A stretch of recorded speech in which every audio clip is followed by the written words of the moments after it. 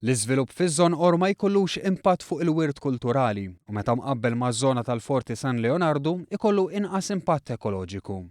Barra minn hekk iż-żewġ siti, partikolarment il-passaġġ mal-kosta li miż-żonqor jagħti għax-xajra, jeħtieġu tindifa estensiva hekk kif kienu suġġetti għal rimi ta' skart illegali.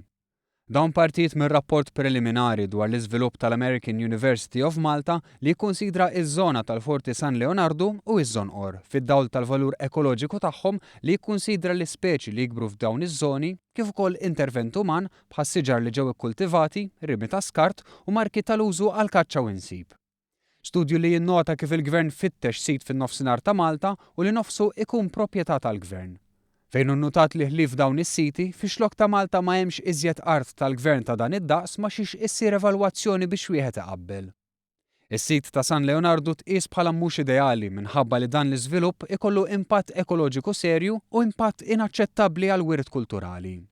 Dan barra l-fatt li jkun hemm il-ħtieġa ta' intervent sabiex jgħaddu s-servizzi bħal toroq, ilma, dranaġġ u elettriku.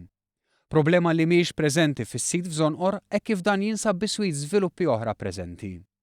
Fir-rapport kien innutat li ż-żona ta' żonqor hi komposta minn 43% art bla veġetazzjoni u blat, 30% art agrikola u 24% art agrikola mingħajr attività annwali.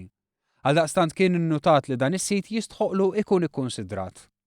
Dan ir-rapport flimkien mal-istudju tal-impatt ekonomiku maħdum mill-ekonomista Dr. Gordon Cordina tpoġġew fuq il-mejda tal-Kamra fil-Parlament nhar it-Tnejn.